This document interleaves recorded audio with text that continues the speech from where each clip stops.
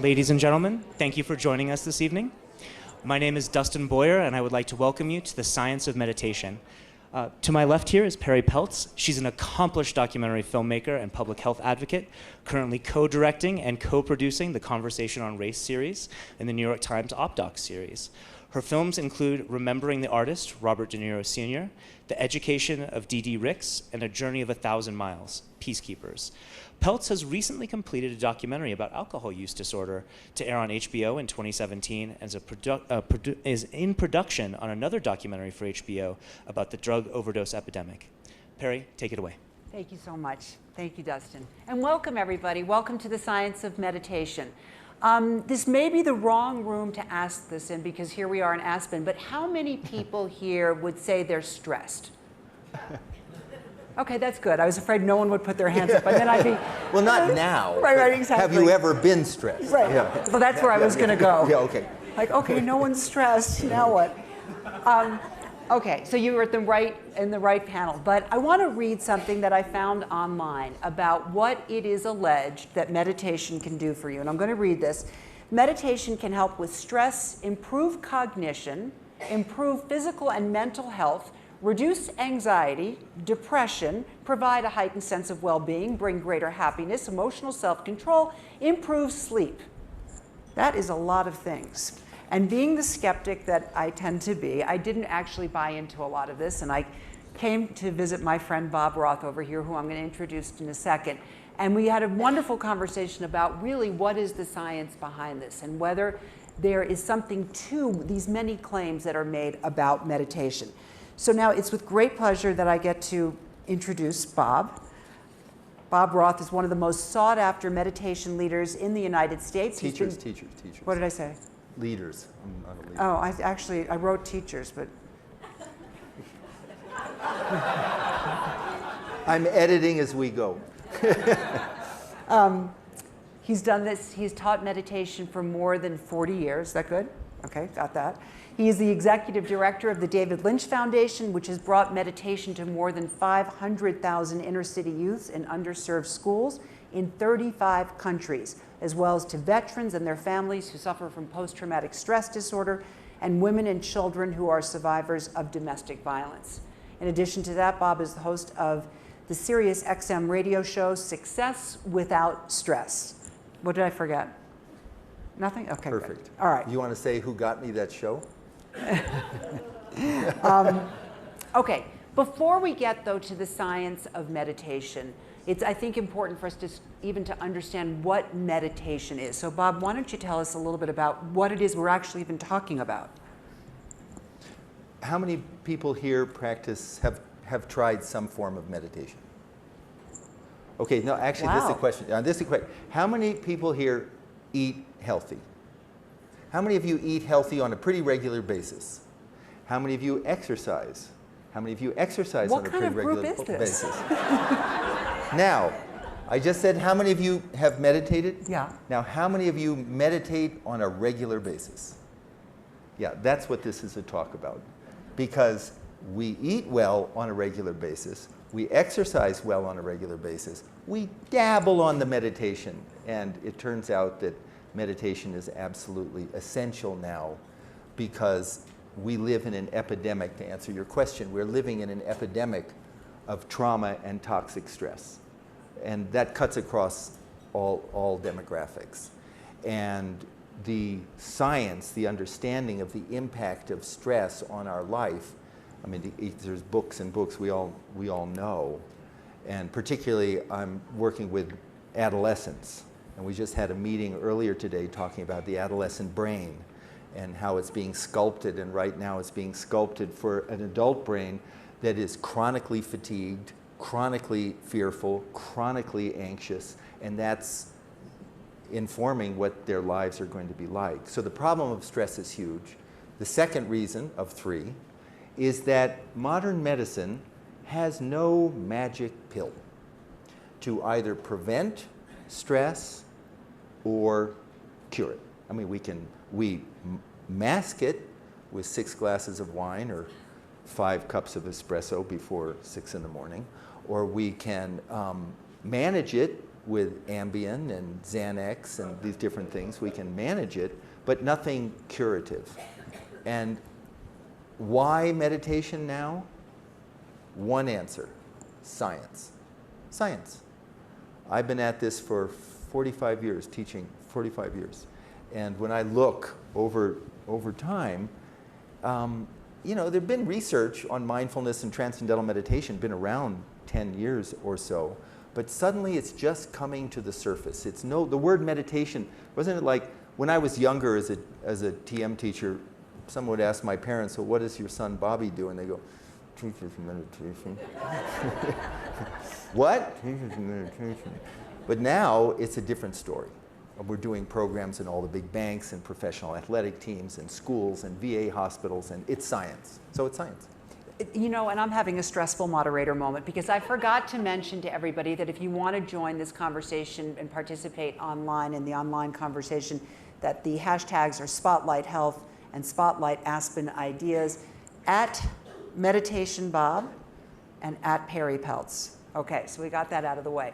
Bob, I'm curious, and I don't know if sometimes it's like when you learn a new word and all of a sudden you see the new word all over the place, but I feel like there's so much discussion now about meditation. Why now? Well, it's an interesting thing. For the longest time, you know, longest time as long as I remember, the word meditation, maybe 10 years ago, first of all, science really didn't take it seriously. And if they said anything about it, it was all lumped into the word meditation. It didn't really matter what you did. Oh, yes, you meditate. Well, you can jog, or you meditate and you count your breath, or I meditate when I cook, or I meditate when I listen to music, or I do TM meditation or mindfulness. It was all sort of, didn't matter what you did, 15, 20 minutes or 2 minutes, that was just, the significance was you just broke, you took a break in the action. Then about 5, 7 years ago, brain research started showing up, because we know that every experience that we have changes the brain in a distinct way.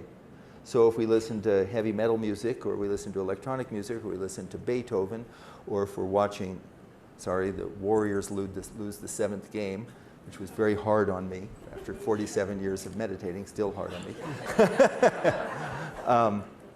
That changes the brain in a different. In case you didn't know it, that was a reference to a basketball team. So it changes the brain in a distinct way. And so it turns out that there are 3 distinct types of meditation. And they didn't know that before. And there's a lot of nonsense in the name of meditation. And if I'm answering too long, you can just cut me off. No. Okay. You're just checking off my questions here. But you can't. We're good. So there's 3 distinct types of legitimate meditation. It means science-based, evidence-based, because there's a lot of junk out there. The first is called focused attention. And focused attention is your basic classical Zen meditation. It's clear your mind of thoughts. You know, you're at the end of a yoga class and they say, okay, now you're going to meditate. You're going to clear your mind. Anybody ever tried that? Yeah, successful? Yeah, that's good, because when I was told to do that, I thought, okay, and then I'll create peace in the Middle East. You know, 'cause I have a very busy mind, type A mind. But it's a concentration, it's a focused meditation, and that creates what's called gamma brain waves. Gamma is 20 to 50 cycles per second. It's often in the left frontal lobe, and Vipassana meditation is that sort where you're focused. It can be on your breath. It can be a point in your body. It can be on an idea. I'm going to be loving kindness, so it's a concentration. Second type is called open monitoring. And open monitoring is a lot of mindfulness, and I should say that I've been trained in all these, practice all these. I teach transcendental meditation. It's the one that I've practiced and taught the longest, but I'm not a siloing person. So open monitoring means a non-judgmental observation of thoughts, of breath, of moods, of feelings. It's to just sort of step back. And that creates theta brainwaves, and theta brainwaves, 5 to 7 cycles per second, and that is a sort of an inner wakefulness, just a sort of attention to detail. It's not quiet as much as engaged. And then the third is called self-transcending. And that is includes transcendental meditation. And that's neither concentrating, like if you have waves, trying to clear the mind of thought. It's not just observing your thoughts. It's actually experiencing the thought process at quieter and more settled and calmer levels of the mind. And when that happens, your body gets a deep rest. But the main thing there is that creates alpha 1. And that's 8 to 10 cycles per second. And that is a state of deep inner wakefulness. So, that was a pause. That was a pause? Yeah. You want to? Okay, great.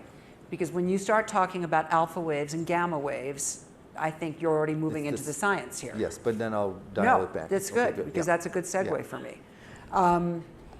When you talk about the science, which is really what we're here about this evening, about the science of meditation, Bob, in all seriousness, when you look at this list of things that I find about what meditation can do for you, reducing anxiety, depression, increasing well-being, sleep, all of these things that is claimed that it does, what is the science? How do you know that, in fact, these things are actually happening? It's a mental technique that impacts the brain, and the brain impacts the body, and the brain impacts the mind. So anxiety, depression, insomnia, lots of that is, okay, so I'm going to make this simple for me and you. There's 2 key areas of the brain we're going to talk about. One is the prefrontal cortex, the frontal lobes. You've heard that. Yeah, that's the one that doesn't come in until you're 25. Those of you who have teenage children. Yeah. No, it starts at 12. It doesn't lock in until you're 25. Right, exactly. So that is it's the size of your fist. It's behind your forehead, and that is judgment. Is this, all this, or can I go through this? Okay. Judgment, planning, decision-making, sense of self, ethical reasoning, innovative thinking, creativity. They call it the CEO of the brain, because all the other information comes into the brain, and here's the CEO which decides and discriminates and judges. Then there's another part of the brain, which is part of the limbic system, which would just say is the amygdala. And that's the fear center. And that is fight or flight. You've all heard that term, fight or flight. Now, when everything's in balance, the prefrontal cortex is on board, and it's discriminating, and it's deciding, and it's going along. And when you're about to be chased by a tiger, or you're in Fallujah, then the amygdala kicks in, and it gets hyper-aroused. And then what happens is the energy that was going to here, to sort of thinking in a clear, rational way, that shuts down. The prefrontal cortex shuts down.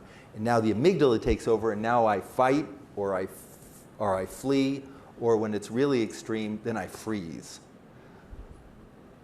That's fine if you're in the savannah or if you are on a battlefield, but it's not fine if, this tells me where I am, if you're stuck in the FDR and you really need to be someplace and you are really getting upset because this has been going on day after day, and how could they keep doing so much construction on the FDR during a weekday?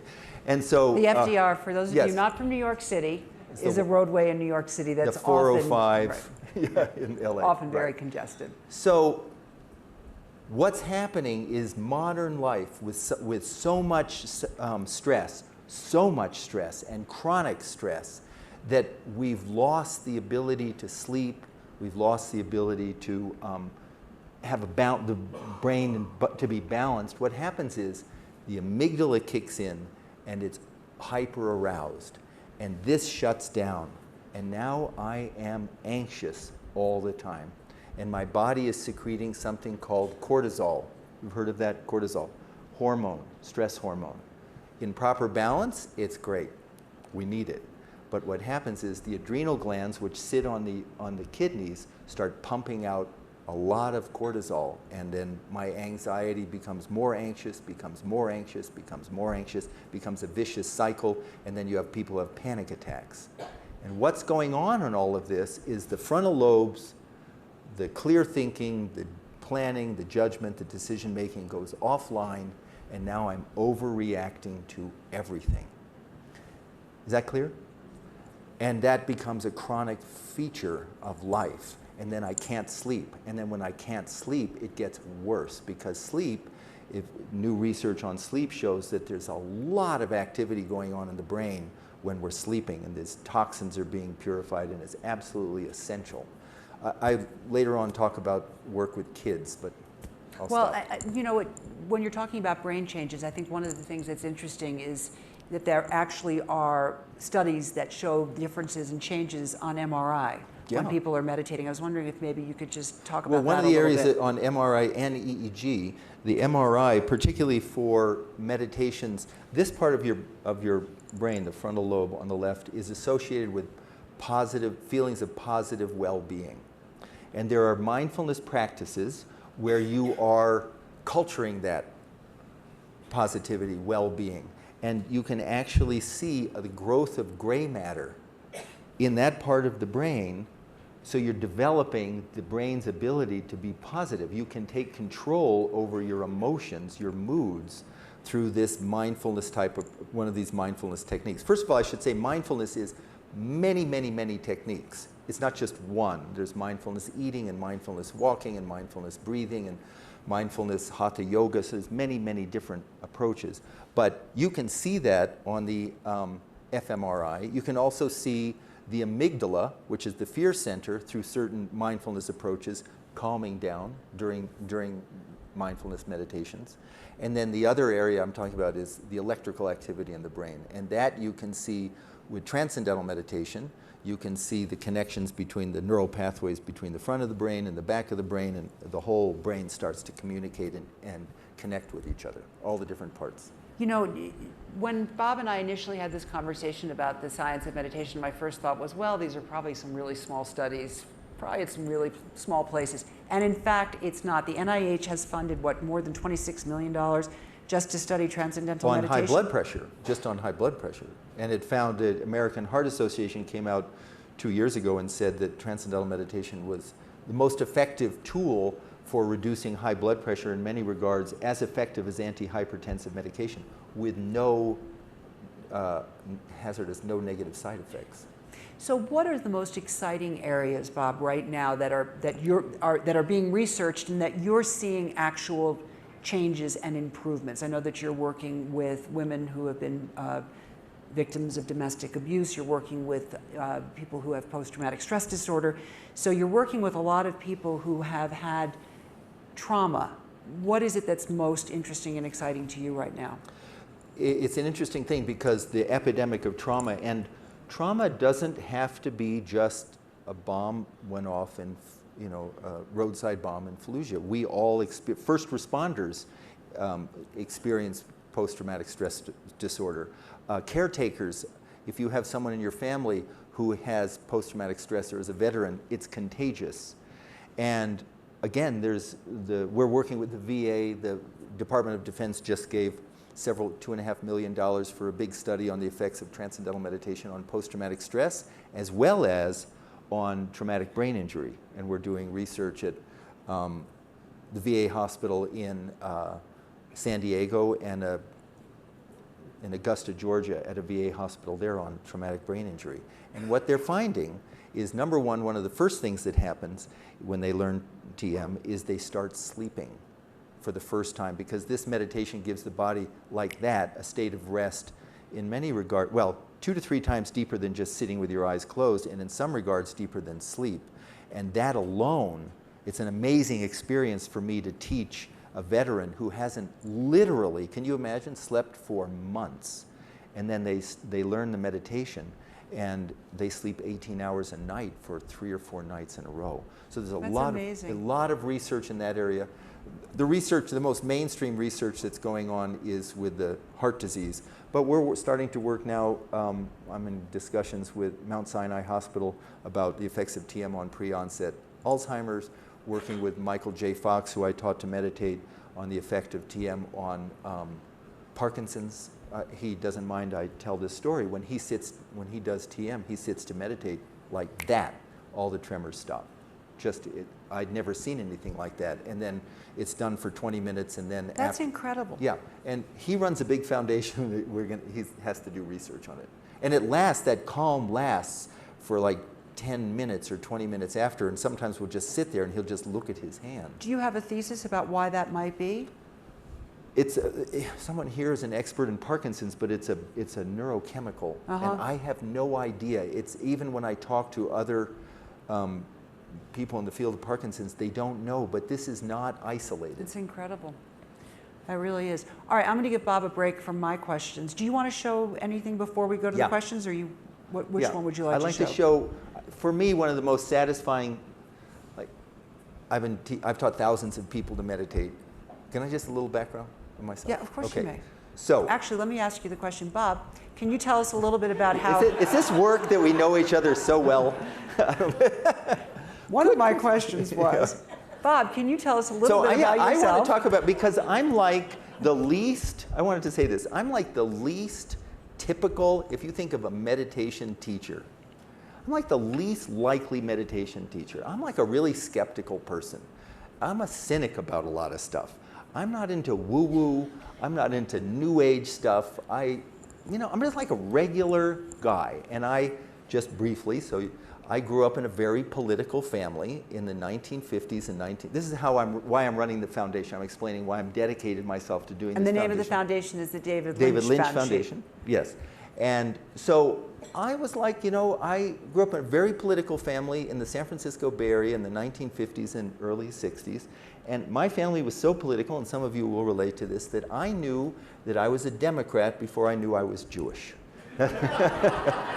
Some of you can relate. I mean, we just talked politics, and I was the Jewish kid in the family that wanted to, in those days, change the world. And so I worked for Bobby Kennedy when I was a senior in high school, and I saw him in San Francisco 3 days before he was assassinated, and that was a huge blow to me. And I went to UC Berkeley in 1968. And I wasn't a druggie, and I wasn't a hippie, and I wanted to change the world. And it was so insane, and politics was so abusive that I lost my passion for politics. And I'm getting to the answer. Is this too much? No, you're okay. good. I'm just... All right. I lost my passion for politics. I thought, okay, education. I really wanted to work with underserved kids. So I was in the educational curriculum, and a friend of mine stressed out of my mind because I had tanks parked outside my door, and I was working full-time and going to school full-time, and the guy said, you should learn transcendental meditation. And my first response was, not on your life. I have enough issues with my own religion. Because I thought it was what everybody thinks. And he said, no, it's not, and you don't have to believe in anything, and it's restful. And I learned it, and one of my first thoughts after learning to meditate was, I want to teach this to inner city school kids. That was 1969. So I became a teacher in 1972, and I went back to the Bay Area, and I taught it at San Quentin Prison, and I taught men on death row and guards, and I taught it in, if you know San Francisco, in the Mission District and Hunters Point, and then I just taught it forever. And then 10 years ago, David Lynch and I got together, started a foundation to bring this to at-risk kids, and then it went to veterans and now women and children. And this video is a little 3-minute video with our work with the Family Justice Center in New York, which I think is one of the most marvelous organizations ever, and it's designed to provide tools and training for women who are survivors and children survivors of domestic violence. This is, I think, a 3-minute video.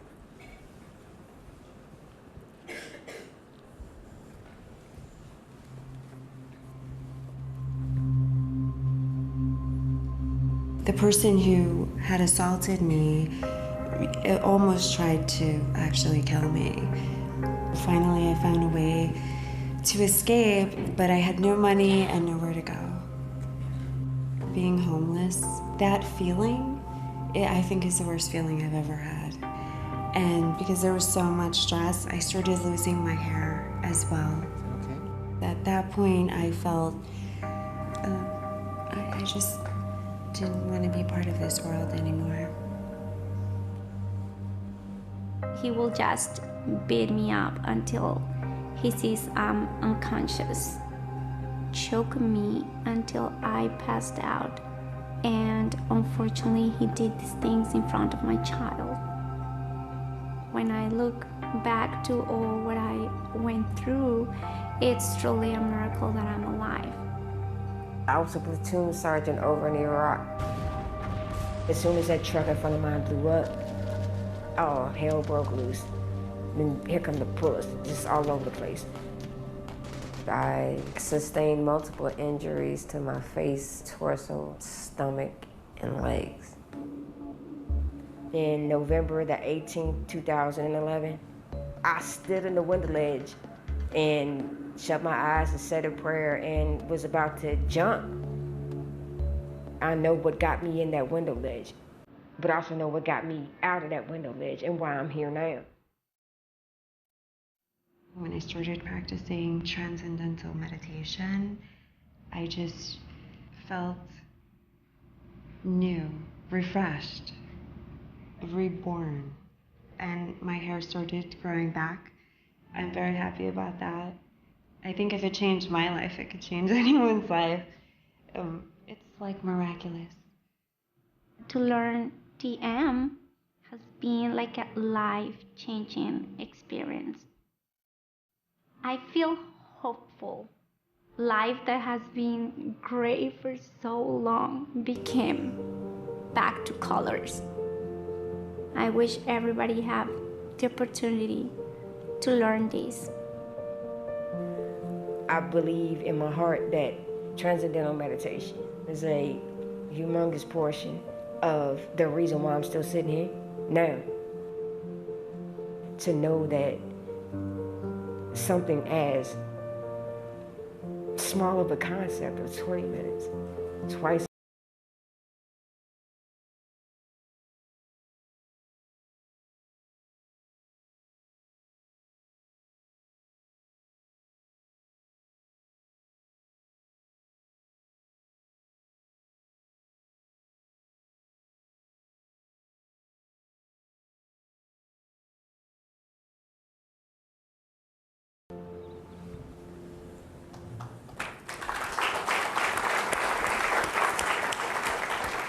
You know, you wanted to change the world when you were a kid. You have. You really have. That's an amazing video. Anything that you want to say about what we just saw? Yeah, that I had a meeting with a woman from the UN Women and was talking because the problem of traumatic stress in developing countries is, and so she asked me a question. She said, what would you like to do, David Lynch Foundation, what would you like to do? And I said, I'd like to teach 1 million women to meditate in the next 10 years in Africa. And she said, no one has ever said this to me, you're thinking too small. She said, what are you talking about here? It's not buildings, it's not medicines, it's not technologies, it's just a whisper, teaching a person to meditate. She said, come back to me when you have a plan to teach 100 million people to meditate. Wow. And it just made me realize there's an epidemic, and it's not going to go away if we're hoping it's just going to go away, turn a blind eye.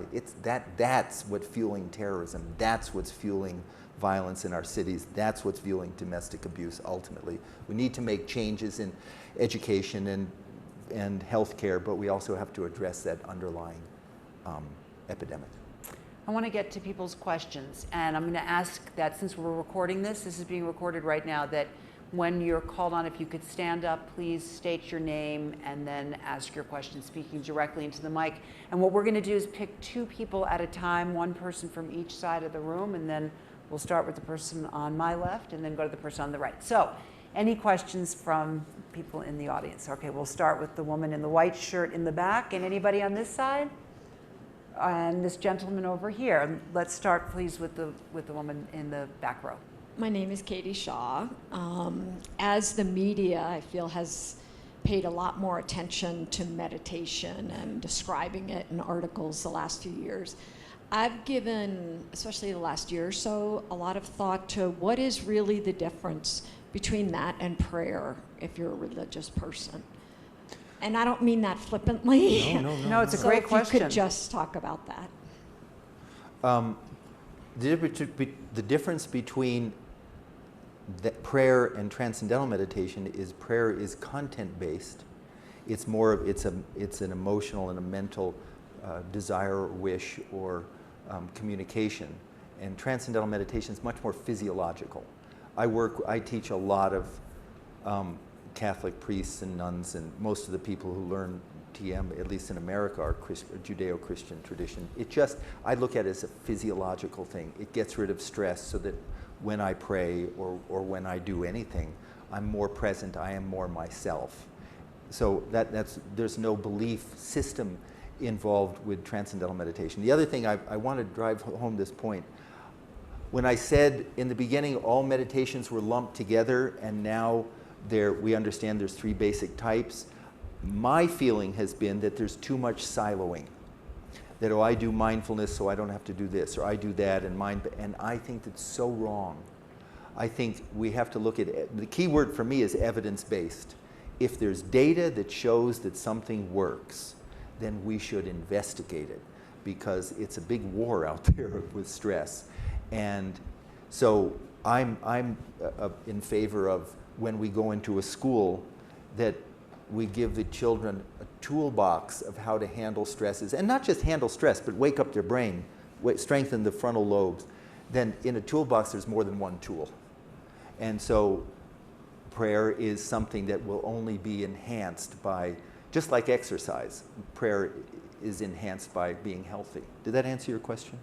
That's a great question. Yes, Thank you. beautiful. And take the gentleman over here, please. I'd like to. What's your name? My name's okay. Larry. Larry. And I'd like to know where the evidence that you're talking about is, and 3 things that you would refer people to, besides you yourself, is. And I'd like to, see where the verification is. Very good question. There have been, in terms of mindfulness, there's more research on that. So there's enormous amount of research on mindfulness published in peer-reviewed journals, and you can go to something called MBSR, Mindfulness-Based Stress Reduction. John Kabat-Zinn at MIT is heading that up. It's a very legitimate form of mindfulness, and you'll see a full documentation of the published research. And when it comes to transcendental meditation, you can go to davidlynchfoundation.org and you'll see the data there. But suffice to say, with transcendental meditation, there have been 370 studies published in peer-reviewed journals over the last 40 years.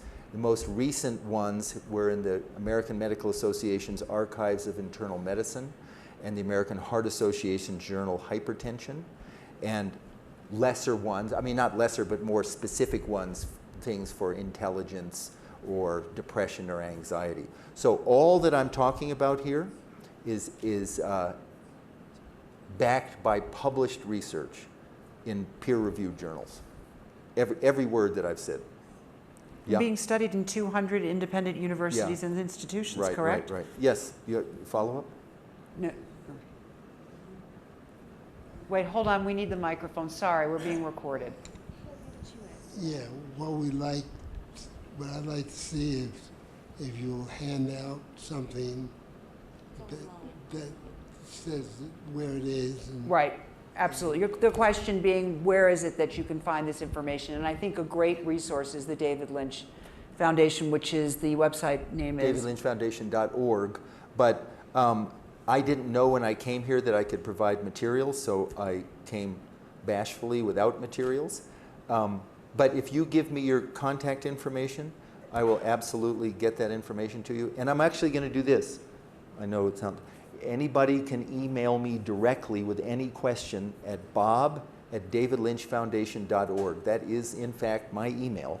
So if you have a question, because I think the problem of stress and anxiety and depression and substance abuse and opiate addiction and all these very serious, and it requires serious, skeptical investigation. And I'm happy to answer any question that you have. Okay, do we have 2 more questions? We can take a question from the gentleman over here and over on the, right over, oh, sorry, over here? Okay, let's start, please, over here. My name is Brad, and I work at a school, 1st through 12th grade, with kids who have learning disabilities, a lot of social and emotional delays. Some, I think of it as trauma associated with those delays and struggles. And I just started a class through Mindful Schools. And I'm going to be starting working with the students in the fall, teaching them mindfulness. Is there anything else that you would suggest in terms of training or areas to look into and research to augment what I've started with the Mindful Schools program? Mindful Schools, be sure, and I know that organization, it is data-driven, and take a look at the work we're doing. We call it Quiet Time, the David Lynch Foundation. What it does is it provides TM instruction, and it's done for 15 minutes at the beginning of the school day and 15 minutes at the end of the school day. The whole school is quiet, which is a remarkable thing. And the principal, everybody is quiet. And they don't all have to meditate. They can do silent sustained reading, or they can do even nap. But within 6 months, 90% of the kids are wanting to meditate. That is a complementary program to what Mindful School is. Again, what Transcendental Meditation does, it's a great preparation. The focus is on learning readiness. So the kid comes to school, and then who knows what he or she has eaten, who knows what's gone on at home, and now they're supposed to study algebra. And so the whole school begins with a few minutes of meditation. And if there's time, I want to tell you a very moving story about that. All right, we'll get to that in a little bit. Yeah. So one, thank you for the presentation. So I was curious. What's your name? Skippy Mesereau. Okay. Curious, you've been talking not about a general meditative practice, but about a specific one, being TM. And I was wondering if you could break down to us what distinguishes or what distinctive characteristics TM has versus other meditative practices, and why those make it more effective. I hoped I wasn't just talking only about TM, because I mentioned the point about, because it's very important to me that I'm not just one. That's my expertise. I teach it, but I've learned all these other ones. But there's an enormous amount of research on mindfulness, and it can be a wonderful coping tool. For example, in mindfulness practices, if a person is very anxious and a student then the mindfulness approach, actually you can see it calm the amygdala. Transcendental meditation doesn't do that. Transcendental meditation is done before that anxiety kicks in, and it makes the frontal lobes stronger and the amygdala less likely to sort of become hyper-aroused. But then having that tool for calming the amygdala is also important. So I think it's like comparing sit-ups and push-ups. You know, they have different purposes and different outcomes. Again, that example, you're on a little boat on the middle of the Atlantic Ocean, and all of a sudden you get these giant 30-foot high waves, and you could think the whole ocean is in upheaval. And if you can do a cross-section of the ocean, you realize that there's 30-foot high waves, but the ocean is a mile deep. And at the depth of the ocean, it's silent, and the surface of the ocean is choppy and turbulent, and the depth of the ocean is silent. And it's analogous to our mind, the surface of our mind. I like to call it the gotta mind.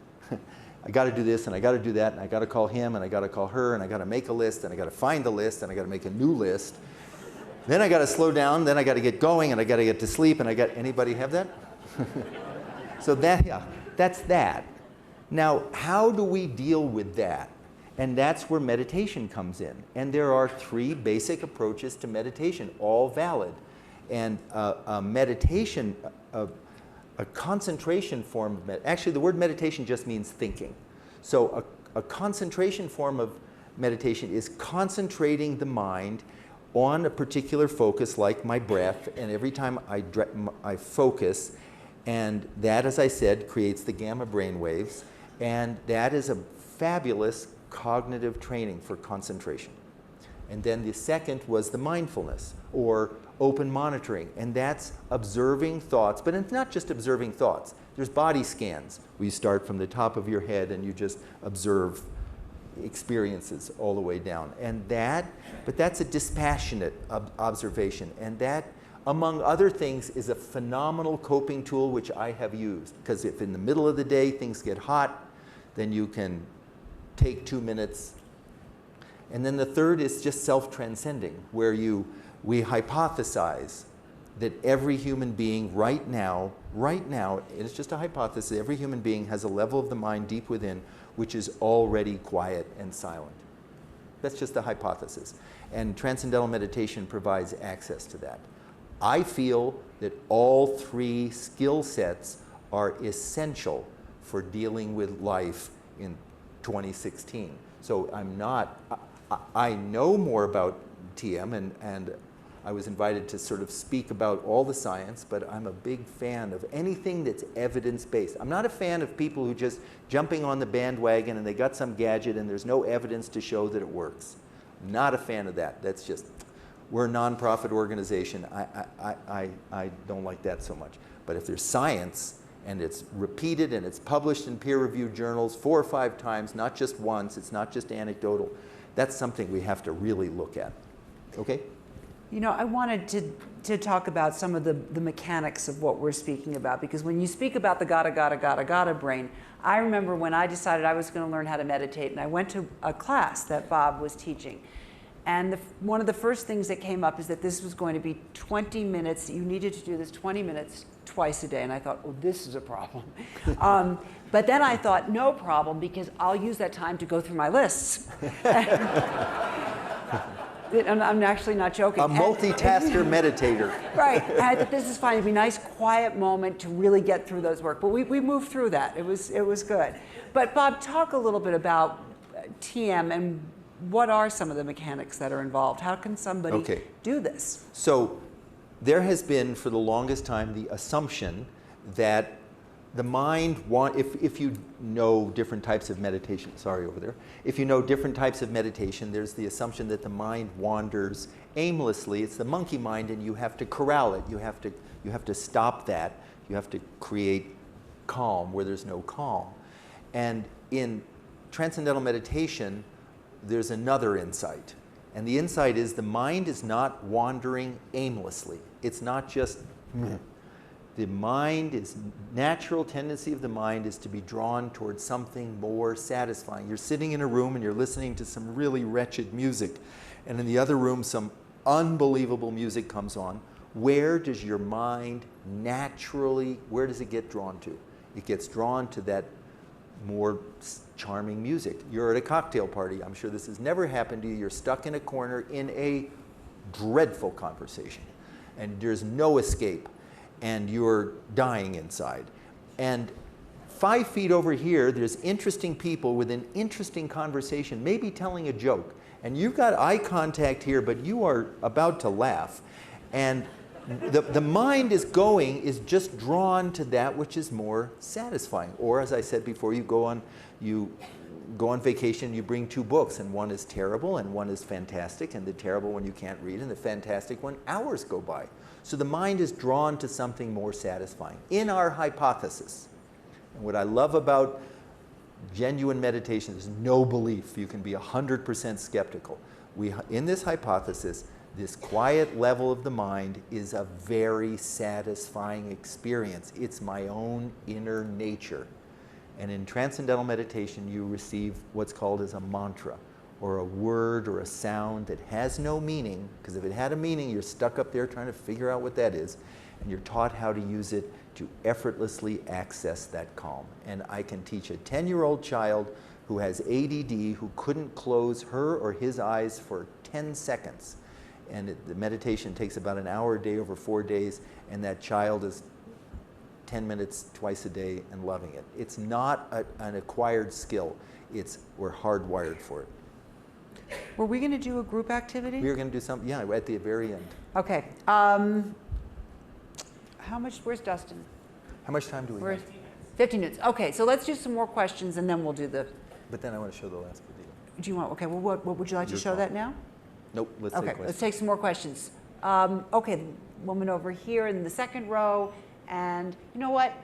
The young lady over there in the back who's been very patient. But let's start right here.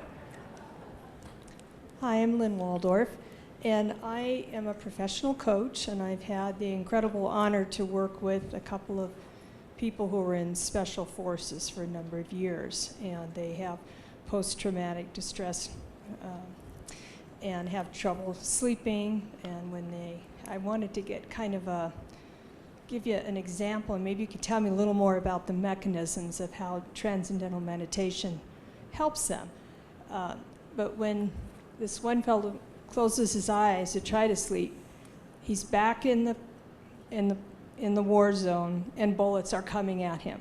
So he opens his eyes and wakes up in order. It's like a reaction, a survival reaction. So how does transcendental meditation help a person? First of all, we teach every veteran for free. Any veteran who comes to the foundation who wants to learn to meditate, they learn for free. And actually we do programs in banks, and we charge extra, and they say, where's that money going? And I said, it's going to pay veterans so that they can learn for free. And the guy says, well, what if I don't want to pay the extra? Then I say, then I'm not teaching you. And they pay, and they like it, and the veterans. So That's a nice start to the relationship. yeah, it works. No, they like it. You know, we're a nonprofit. When a person comes who has severe trauma, and we have a whole team of teachers who are trained to work with them, they don't start with 20 minutes. They could start with 30 seconds, and then it could build up. And the same, actually, I work with nonverbal children on the spectrum who can't sit with their eyes closed, or people with schizophrenia or even bipolar. You build up the time. So you build up the time. And we have specially trained people, and it's safe, and it really works. I mean, the Wounded Warrior Project just funded, we just taught about 300 or 400 veterans, and the results that are coming in from that study is just extraordinary. I'd like to expand this to all the veterans. I mean, we should. I teach all the veterans. We teach for free because not that many people know about it, and if we have more funds come in, then it all goes to the veterans and their families, because the veterans camp is not in isolation. It's the children, it's the spouse, it's the parents, it's so Bob at davidlynchfoundation.org, email me and I'll give you the information. Yes, in the back. I'm Bo, and I was wondering, you were talking about the prefrontal cortex and the amygdala. Yeah. And I was wondering if the hippocampus had anything to do with it. Yeah. That's a good question. That is really good. I was traveling, you know, David Lynch, filmmaker, Twin Peaks and all that, so I was traveling, and some interesting films, you know, Blue Velvet, and so we were in Scotland or something like that. A little child got up and said, I've seen Blue Velvet 4 times, and David said, where's your parents? Yes, the hippocampus is involved with memory, and what happens with stress, too much stress, and the hippocampus is the one part of the brain that actually creates new brain cells. And that's really important. Neurogenesis keeps creating new brain cells. And stress, particularly cortisol, when cortisol hits the hippocampus, too much of it actually shrinks the hippocampus. And that's why stress, one reason why stress, when we have too much stress, our memory goes, because that's your memory center. Stress also shrinks the prefrontal cortex. And that's why life happens, you know, just, again, judgment, planning, decision making. But the hippocampus is very important, has a very important impact on stress. And there's no research specifically on TM in the hippocampus, but there is research, and also mindfulness, on reducing cortisol levels. And so that has a healthy influence on the hippocampus and therefore memory. Thank you for that wonderful question. That's a great question. You know, that makes sense too, because if you're in the fight or flight mode, you probably don't want to be bogged down by a lot of memories, right? No, and you're also not going, oh, there's a tiger chasing me. Well, let me just think of my options here. We should talk about, we should look at it as bears, since we're here in Aspen. Okay, good. Exactly. Bears. Yeah, and the garbage. Yeah, right, exactly. Okay, why don't we show the video? What do you think? Okay, so let me lead into this. This is the last thing, and then we'll do a little meditation. I just, you know, maybe it's just my leftover 60s stuff, but I just find at-risk populations who don't get much of a break, it's very satisfying for me to be able to offer this.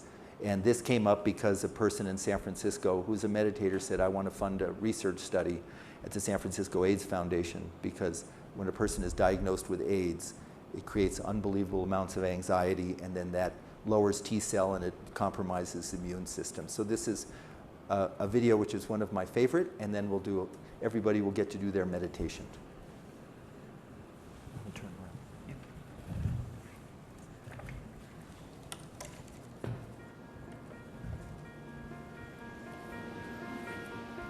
There's very few things as stressful as saying, you now have a life-threatening disease and probably it's going to kill you. I was in rehab when I found out I was HIV positive. I had both Hep C and HIV. And I thought my world was going to crumble. I found out February 14th, 1997, that I was HIV positive. I was panicked. I didn't know which way to go.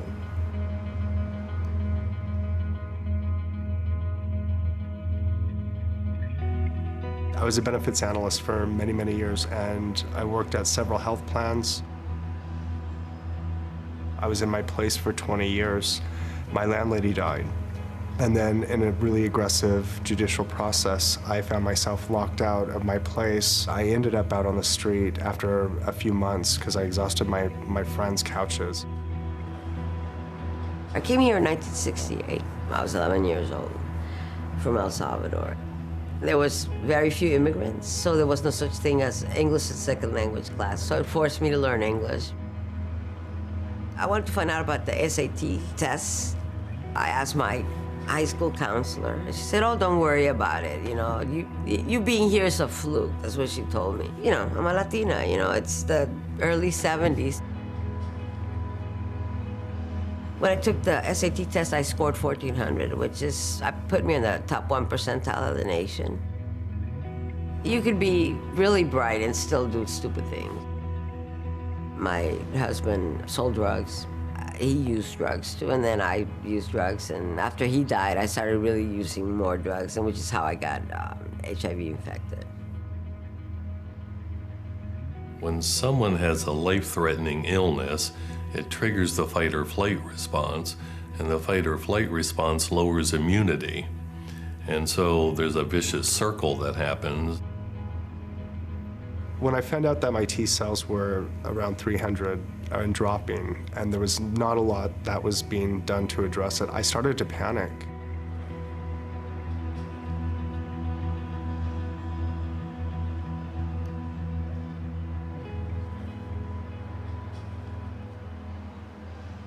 It was tough living day to day with all the stress and not knowing what to do because we're not taught coping skills.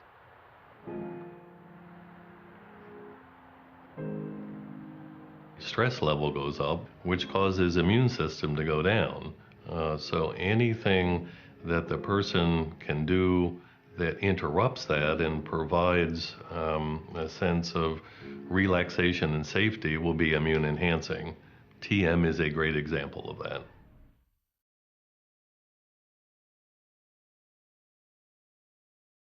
I came to Transcendental Meditation through a flyer that the San Francisco Foundation posted. I felt the serenity, the peace that I hadn't had before. The stress was slowly leaving me. And the more I did it, the less stress I felt. When I started meditating, my body began to fight back. I'm currently over 1,200 T cells, and I feel great. 3 months into me meditating consistently twice a day, I went from having like 215 T cells to 358, which is like 125 surge in like 3 months' time, which I had not had ever in my time living with HIV. And the only thing that had changed in my life was the fact that I was meditating. And since I've been meditating, it's been consistently going up.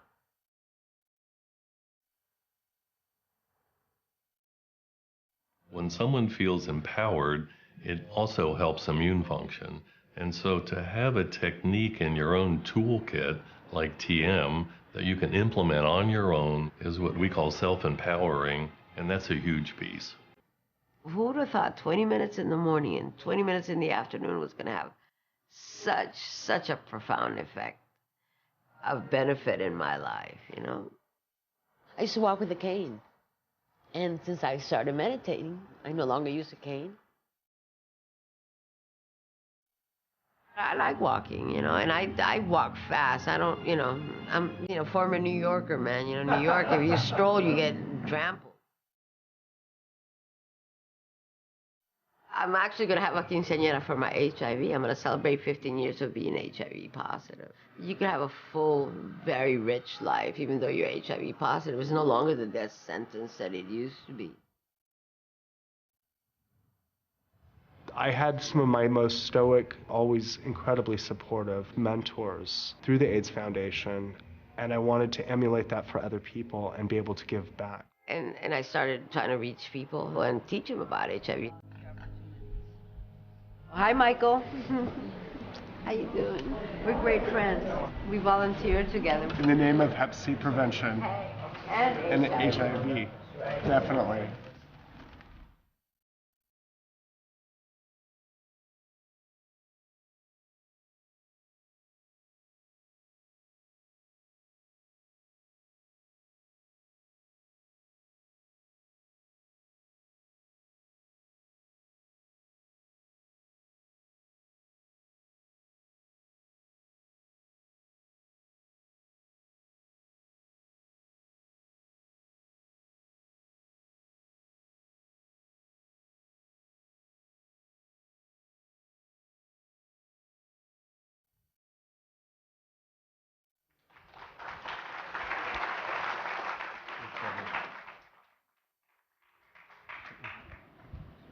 Pretty great. Maybe it's just being hyper. I don't want anybody here to feel that you're being pushed for any particular meditation.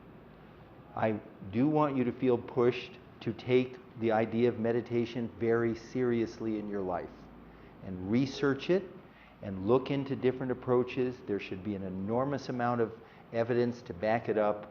And I also recommend you find a teacher that just trying to learn something. We're going to do a little thing if we have time, but it's just touching. It's just, meditation's far more substantive than just watching your breath or something. So I just want to make that. I'm very grateful to be able to be here and to talk about this and talk about the work that we're doing, but there's a lot of great work that's being done with mindful schools and a lot of other areas, and I just make that point. Let's do it. Okay, so this is something which you've never done before. There's many different types of meditation. You can do breath, and if you want to do something that you do on your own already, we're just going to take a couple minutes to do this. But this is pulse, with your pulse, and this is a 5,000-year-old meditation pulse practice, which I don't think anybody's, is from Ayurveda. And you take your left hand, and you put your two middle fingers, wrap it around like this, on your pulse, like that. Yeah.